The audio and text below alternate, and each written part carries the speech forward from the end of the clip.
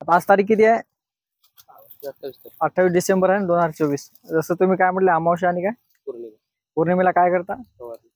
तुम्ही? अमावस्या पौर्णिमेला फवारणी करता, तरी तुमच्या शेतामध्ये बोंडअळीचं प्रमाण बोंडअळी जास्त आहे ना. तर हे जे काय आपण अमावस्या आणि पौर्णिमेला फवारणी करतो ना, याचा आणि त्या अळीचा हे काही संबंध नाही. जसं की आपल्याला नाही का हे एवढं काही म्हणजे या बोंडअळीच्या नावाने एवढं काय आपल्याला वेड केलं शेतकऱ्याला, आणि एवढा काय खर्च वाढला आपल्याला. जसं एका ठिकाणी शेतकरी 1000 रुपये खर्च पहिल्यांदा करायचा, आज आपल्याला 4 ते 5000 रुपये खर्च करायची वेळ आली. तर महत्वाचं कसं आहे की या चुकीच्या नियोजनामुळे आपला खर्च लय वाढला आणि फायदा 3 लोकांचा व्हायला, दुकानदार, कंपनी आणि गव्हर्नमेंटला 18% जीएसटी चालली आपल्यावाली. आणि जे काही हे बोंडअळी म्हणतो की ना, मुख्य रोग आहे बोंडसड. आता जसं बघा इथं आले असतो मी, आज तुमच्या शेतामध्ये अळी आहे ना, आज रोजी आहे ना, इथं तुम्हाला भेटली का पाहायला?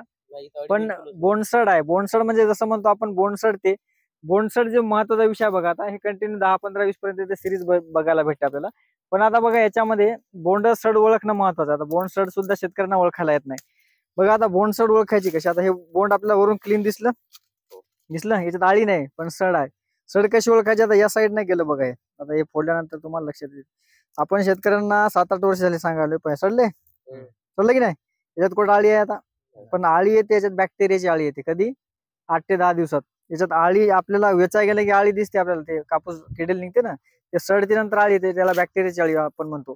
पण याच्यावर कुठल्याही विद्यापीठ आपल्याला किंवा कुठलीही कंपनी किंवा कुठलाही दुकानदार सांगत नाही याच्यावर फवारणी. आपल्याला सांगते बोंडअळीचं औषधी. बोंडअळीचं औषधी सांगतात कोणतं? मग लिंबोळी अर्क मारा, गॅस पॉइजन मारा. लिंबोळी अर्क तपासायचं, किंवा लिंबोळी अर्क 1000 ppm पासून 1 लाख ppm पर्यंत आहेत. पण त्याच्यामध्ये आहे का ते आपल्याला माहिती आहे का? हा, काहीच नाही ना. 1 क्विंटल पासून लिंबोळी अर्क किती तयार होते हे पण आपल्या शेतकऱ्याला माहित नाही. याच्या नावानं आपल्याला करोडो रुपये आपल्यापासून शेतकरी, म्हणजे जनरली बरेचसे शेतकरी याच्यावर खर्च करायला की नाही, आणि करोडो रुपये याच्यामधून कमाई केली जाते. गव्हर्नमेंटला 18% जीएसटी ऑटोमॅटिक चालला. याच्यावर संशोधन काय करतील ते?